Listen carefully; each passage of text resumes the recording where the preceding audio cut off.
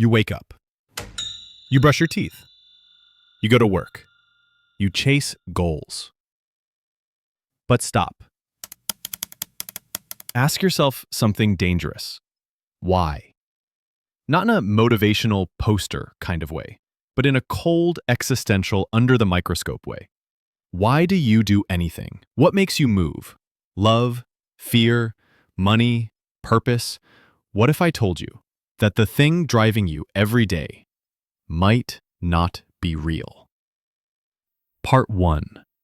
The fiction that fuels us. Here's a brutal idea. Most of your motivation comes from fiction. Not lies. Fiction. Stories. Constructs. Ideas that feel real because they have to. Money? It's paper. Nations? Imagined borders. Careers? Just ladders we made up. Even the idea that you have a destiny or calling, it's a narrative.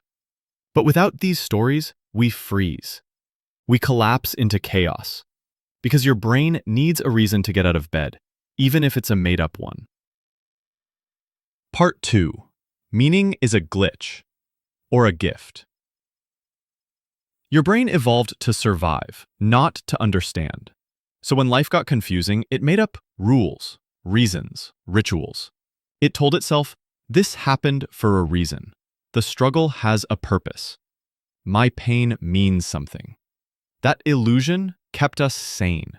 It made us fight wars, raise kids, invent gods, write novels, build rockets. Not because it was true, but because it was useful. Meaning is a motivational hallucination. A beautiful one. Part 3. When it breaks. But what happens when it breaks? You hit a wall. Burnout. Loss. Betrayal. Suddenly, the story doesn't make sense anymore. The thing that gave you meaning crumbles. Now you're staring at the void.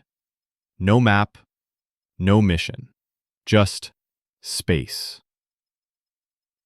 It's terrifying, because without meaning, we feel like ghosts in our own lives. So we do something wild. We build a new illusion, a fresh story, another goalpost. We keep the simulation running, because the alternative is unbearable. Part 4. Is this bad? Not necessarily. In fact, it might be brilliant. Because the power to imagine meaning, that's what separates us from machines. A lion kills to eat. A human creates art and says, this matters. And maybe it doesn't, but we decided it does. And that makes it real enough. So the illusion of meaning isn't a bug, it's a feature. It's what fuels marathon runners, startup founders, activists, teachers, parents, you. Part 5. The final twist. So what do we do with this knowledge, now that you know your meaning might be made up? Here's the twist. You can still choose it. Not blindly, not passively, but consciously. Make your illusion a good one that lifts you and maybe others. If we're going to dream the world into motion, let's dream wisely, because in the end, a well-chosen illusion beats a purposeless reality. And don't forget to subscribe before your meaning evaporates in the next existential crisis.